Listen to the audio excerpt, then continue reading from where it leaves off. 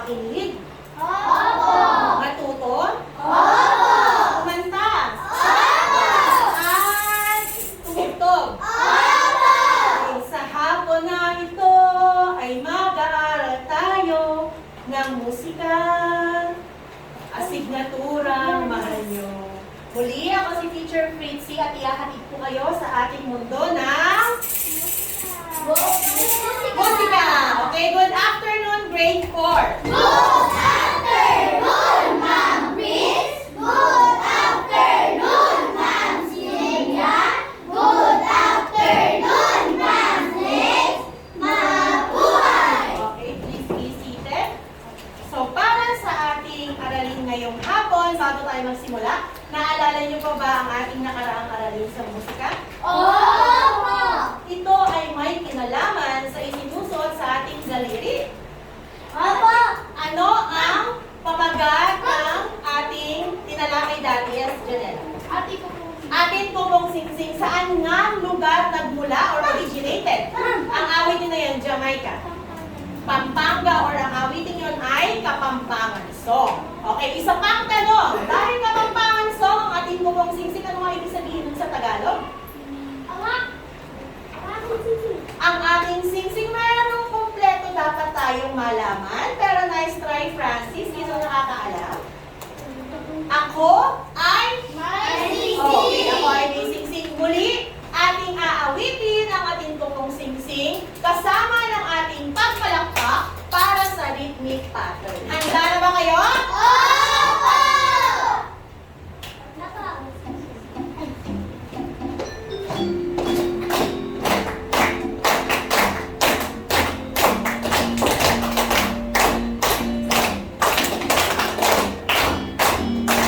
Yes! Ating tungkong singsing, ito ng pintuan. Para natin kung inyong iwanan. Kakanting sinilog, ay may mukhang kaban. E wala nainig, e kumamalaya. Mahusay mga bata tayo dyan. Tignan yung mga sarili ng good job, clap! 1, 2, 3, 1, 2, 3, muna! Okay, so ngayong hapon, may mga nakikita akong magaganda at gwapong mga bata. Kailangan ko lang 4 na gwapong muna. Sige, kung feeling nyo kayo ay gwapo ngayong hapon, pumunta kayo sa harap. 5, 4, 3, 2, dalawa lang ang gwapo. Bakit ako ay Maganda na ba yung iba? Okay, ulit ha? 5, 4, 3, 2, 1. Okay, so sa pagkakataon ngayon, ang ating mga nagugwapuhang mga kaklase nyo dito ay pipili ng larawan. Okay? So ito yung mga posible na mapili nila. Pick one. Okay, so tignan mabuti ang larawan. Okay, makinig, grade 4. Lalo na ang mga gwapong lalaki sa harapan. Nice kung tignan ninyo kung ilan ang tao sa larawan na nahawak ninyo. Ngayon, inyong i-arrange or pagsusunod-sunurin, mag-uumpisa kayo sa pinakakaunti sa taas, dun sa kabilang board natin ididikit, papunta sa pinakamarami. Sige nga, punta tayo sa kabila. Sino sa tingin ninyo may hawak kung dapat natin ilagay sa pinakataas? Pinaka-konti. Francis, Nathan, punta kayo dito. Pinaka-konti, pupunta sa pinaka-madami. Meron ba walang tao dyan sa larawan? Meron? Oh, meron isang tao. Okay, so, tama ba ito ang pinaka-konti? Opo! Ilagay natin. Sunod. Meron pa bang kagaya niya na nag-iisang tao lamang sa larawan? Wala na po! Okay, sige, nakikita nila. Kayo, meron ba? Yung mas marami sa isa, meron? Opo! Patingin ako ng hawak mo, Jake. So, ilan ang hawak mo, Jake? Dalawa. Dalawa. So, ito ang kasunod. Okay, meron bang katulad na bilang dito? O meron mas marami sa dalawa? Mas marami. Okay, ano yung kasunod? Ilang tao yung nasa larawan? Tatlo. Okay, hawak ni Francis. At ang huli, yung pinakamarami, pwede mo bang bilangin, Nathan? yung hawak mo sa iyong larawan? Ilan, Nathan? 8? Okay, marami ano? 8. Okay, sige sa mga nagbabago ng kalalakihan, pwede na kayo maupo. Maraming salamat. Ngayon naman, pagkatapos ng mga gwapong lalaki, ang kailangan mo naman ay magagandang babae. Punta sa unahan. 5, 4, hindi naman pwede si teacher lang ang maganda dito. Di ba? O, bibilang mo niya ako ha. 5, 4, 3, 2, 1. O sige, yung mababangong babae na lang. Ibig sabihin yung mag-iwas sa upuan. Okay, mababangong babae. 5, 4, 3, 2, 1. Ano kung may kulang pa? So, ayan, ang dami na nilang mabango. Okay, so pagkakataon naman ngayon, meron tayong set B. Okay, kayo ay katulad ng ginawa ng mga kalalakihan, pipili kayo ng laro. Okay, so kagaya ng ginawa nila, i-arrange ninyo mula sa pinaka-kaunti, grade 4, pinaka-kaunti, papunta sa pinaka-maraming tao, muli ang ating bibilangin. Okay, ilan ang iyong hawak? Ayan, isa. So, bantay natin dito. Pagkabigay ng larawan, maaari na maupo para sa mga mababangong babae. Okay, sunod. Anong masunod na isa? Okay, dalawa. Ang may hawak ng dalawa ay si Jessica. Okay, sumunod yung mas marami sa dalawa. Hawak ni magandang Haname. Okay. So, at ang sunod naman, ilan nga yun, Andrea? Yung hawak mo, magpipila mo ba?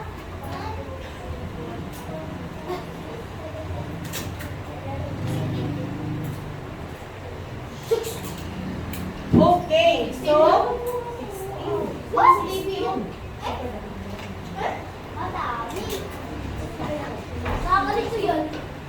Okay. So, para sa mga nakaupo ngayon, nais kong tignan ninyo ang larawan para sa tanungan portion. Okay. Alam ko, ito yung paborito nyo kasi di ba, lagi kayo nasali sa beauty contest. Okay, so unang tanong. Ano ang napansin nyo sa unang pangkat? Ito yung sinasabi kong unang pangkat na hinawakan ng mga gwapong lalaki. Other hand, yes, Calix. Okay, ito lang ba ang kumakanta, Calix? Ano kaya ang kanilang ginagawa? Pati? How about ito, Calix? Itong nasa huli. Okay, nakakanta rin sa makatuwid. Lahat sila ay kumakanta. Okay, isa sa ating aralin ngayon, pag-aaralan natin yung tinatawag natin na vocal. Vocal. Pag sinabing vocal, ito ay ginagamitan ng boses. Very good. How about dun sa sumunod? Okay, pero po tayo sa tanong pa. Sa iyong palagay, Calix, same question. Sa iyong palagay, Calix, pare-pareho ba ang tinig ng mga aawit na nandito? Meron tayo. Sino nga ulit ito? So, si Miss Regine Velasquez, the Asia Songbird, hindi ba? And Miss? Okay, tapos meron tayong Tito Vic and Joey at meron din tayong mga awit mula sa programa ng ASAP sa Channel 2. Okay, Calix, sa tingin mo ba meron silang magkakaparehong tinig? Bakit? Sa iyong palagay, bakit? Kasi po ito po nalawag yung mga Okay, Calix, ulitin ko ang tanong. Calix, halika rito, dali lang, dito lang. Okay, ang tanong ko, anak, pare-pareho ba ang tinig ng mga naawit? Wala muna tayo dun sa kabila, dito muna tayo sa unang hanay. Pare-pareho kaya ang kanilang boses? Sa iyong tingin ay pare-pareho? O bakit hindi siya makakapareho sa tingin mo? Kasi po, kasi may mga tao po Very good! Palakpakan nyo nga si Calix dahil bawat tao nga naman may iba't ibang boses. Maaaring parehas ka Janela ng magandang umawit, di ba Janela? Pero hindi kami magkapareho ng boses. So parang sa kanila lang din, walang pagkakapareho ng boses. Okay, tunghayan naman natin ang kabilang hanay. Okay, ano naman yung mapapansin niyo sa ikalawang pangkat ng mga larawan? Yes! Enzo! Gumagamit po sila ng mga instrumento. Okay, meron silang ginagamit na instrumento. Kilala mo kaya, Enzo, yung mga instrumento na nandito? Ha? Kilala mo? Meron ka bang nakikilala dyan? Ito kasing mga instrumento na pinili ni teacher ay mga instrumento na ginagamit ng mga taga Mindanao. Okay, hindi natin ito madalas makita, na ma-search, pero ito ay isang kayamanan na may tuturing sa ating bansa. Okay, Enzo, may kilala ka bang instrumento dito? Ano? Okay, flute. Very good. Ito yung tinatawag natin na bamboo flute. Okay, so balik tayo sa tanong. Enzo, ano naman sa tingin mo ba o sa iyong palagay? Magkakapareho ba ang mga tunog ng mga instrumento? Hindi po. O, next question, Enzo. Dito, tumingin ka dito, Enzo. Magkaparehas ba ang kanilang instrumento? Sa tingin mo, magkapareho sila ng tunog? Kung magkaparehas ng instrumento, magkapareho ba ng tunog? Very good. Opo, taliwas dito sa vocal. So, ito yung tinatawag natin na instrumental.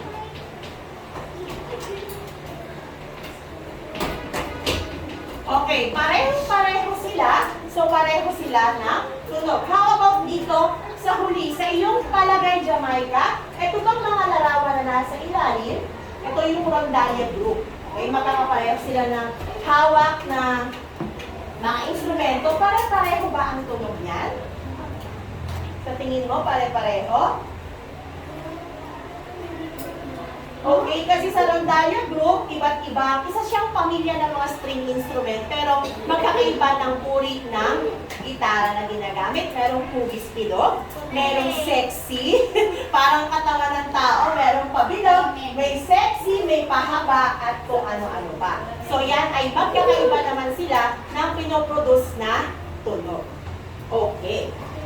So ngayon, vocal and instrumental. Nabanggit ko kanina dito yung vocal ginagamitan ng boses. Ano naman yung instrumental? Ano naman ang ginagamit natin sa instrumental? Yes, Andrea. Kamay na tinutugtog ang mga instruments. Very good. So from vocal and instrumental, ngayong hapon, pagbabatayan natin o pagbabasihan natin ang bilang. Okay, bilang ng mga umaawit at bilang ng mga instrumento na ginagamit. So, meron tayo dito. Pakibasa nga. Solo, trio, duet, pangkata. Ating balikan muli ang larawan. Dito, ilan ang kumakanta? Isa. Dito, ilan ang tumutaw? Sa mga tuwid, ano kayang kategory ito? Solo. Ano pa ba yung ibang term natin bukod sa solo? Sa Tagalog? Isa. Isa? Dugtong pa? Isa? Isahan. Very good. Okay. So dito, bilangin naman natin. Ilan ang mga awit? Dalawa. Ilan ang instrumento? Dalawa. Dalawa. Sa mga tuwid, sila ay nag-fall sa kategory na? Duet. Ano naman sa Tagalog kung pwede natin Dalawa. Okay, so dito bilangin natin. 1, 1, 2, 3. instrumento. 1, 2, 3. Ano naman ang tawag sa kanila? Trio. Okay, trio. Sa Tagalog? Taguan. At okay, so dito binilang nyo kanina 9, dito 17. Saan silang kategory? Okay, pangkata. Or, sa English, tinatawag naman ito ensembles. Pwede rin natin sabihin na Ramihan. maramihan. So, tignan nga natin kung tama yung ating hinala sa mga larawan. Pakibasa mo nga, Dela, ano yung solo? Isa ay maaaring isang tao na umaawit o isang instrumentong tinutugtog. Okay, tama ba yung ginawa natin sa mga larawan? Okay, sumunod. Duet naman. Jacob. Dalawang tao na umaawit o tinutugtog ng instrumento. Ating i-review ang larawan, tama ba? Okay, next. Para sa trio, Nathan. Tatlong tao umaawit o instrumento na tinutugtog. Balikan muli natin ang larawan, tama ba? Okay, ang huli ay? Yes, Hannah. Tumutukoy sa apat na higit pang mang-aawit o Okay, mahusay. So, nalaman na natin base sa pagtingin sa mga larawan kung ano ba yung solo, paano natin ma-identify na solo, paano ang duet, trio, at pangkatan. Ngayon naman, susubukan ko kung kaya nyo i-identify sa pamamagitan ng pakikinig. Gusto nyo ba maglaro? Okay. So, ang laro natin ngayong hapon ay pinamagata ang Song Tanong! Kilala niyo ba si Willie Revillame? Okay, ito yung kinuhanan ko ng laro natin sa mamaya. Papaliwanag ko kung paano ang gagawin natin. Ito yung panuntunan sa paglalaro. Una, ang klase ay hahatiin sa tatlong pangkat. Kayo, Jackie, at the rest of the group. Kayo ang group 1. Dito sa gitna naman ang group 2 at ang